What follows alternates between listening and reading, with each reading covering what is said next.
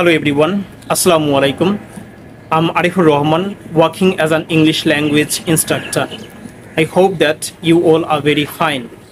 Dear learners, আজকের লেসনে আলোচনা করব কিভাবে ইনফিনিটিভ গঠন করতে হবে এবং এই ইনফিনিটিভ দিয়ে কিভাবে ইংলিশ সেন্টেন্স তৈরি করতে হয়।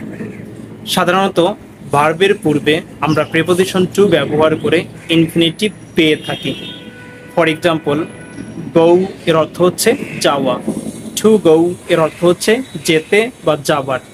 সুতরাং মেইন ভার্বের পূর্বে আমরা যদি প্রিপোজিশন টু ব্যবহার করি তাহলেই ইনফিনিটিভ হয়ে যায়। এক্ষেত্রে আমি আরও কিছু এক্সাম্পল ওয়ার্ডস ব্যবহার করছি, যেমন খাম এর অর্থ হচ্ছে আসা, টু খাম এর অর্থ হচ্ছে আসতে বা আসার, থিঙ্ক এর অর্থ হচ্ছে চিন্তা করা, টু থিঙ্ক এর অর্থ হচ্ছে চিন্তা করতে বা চিন্তা করার, টেক এর অর্থ হচ্ছে নেওয়া, টু টেক এর অর্থ হচ্ছে নিতে বা নেওয়ার। ডিয়ার লার্নার্স, এবার এই ইনফিনিটিভ আমরা কিভাবে সেন্টেন্সে ব্যবহার করব, এক্ষেত্রে আমি কিছু এক্সাম্পল সেন্টেন্স ব্যবহার করছি। যেমন, আমি ইংরেজি শিখতে চাই, I want to learn English.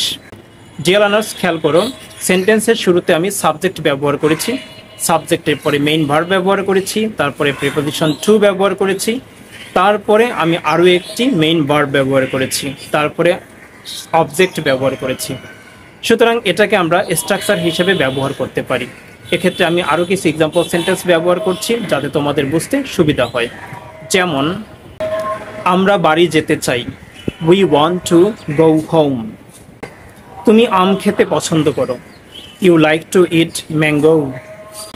তোমরা চা পান করতে চাও, you want to drink T.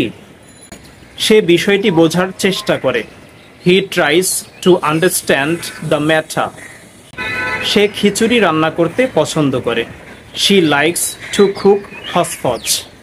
Deer learners, খেয়াল করতে হবে, সাবজেক্ট হি এবং শি এর পরে যখন আমরা মেইন ভার্ব ব্যবহার করব তার সাথে এস অথবা ইয়েস ব্যবহার করতে হবে। পরবর্তী এক্সাম্পল সেন্টেন্স, আরিফ স্যার ইংরেজি শিখাতে পছন্দ করে, Arif sir likes to teach English. জেলেরা নদীতে মাছ ধরার চেষ্টা করে, the fisherman try to catch fishes in the river. Dear learners, তোমরা খেয়াল করেছো আমি প্রতিটি সেন্টেন্সের সাবজেক্টগুলো পরিবর্তন করে নিয়েছি। ঠিক এভাবে তোমরাও একাধিক সেন্টেন্স তৈরি করার ক্ষেত্রে সাবজেক্ট পরিবর্তন করে নিবে, ভার্ব পরিবর্তন করে নিবে, ইনফিনিটিভ পরিবর্তন করে নিবে এবং অবজেক্ট পরিবর্তন করে একাধিক সেন্টেন্স তৈরি করে বেশি বেশি প্র্যাকটিস করবে।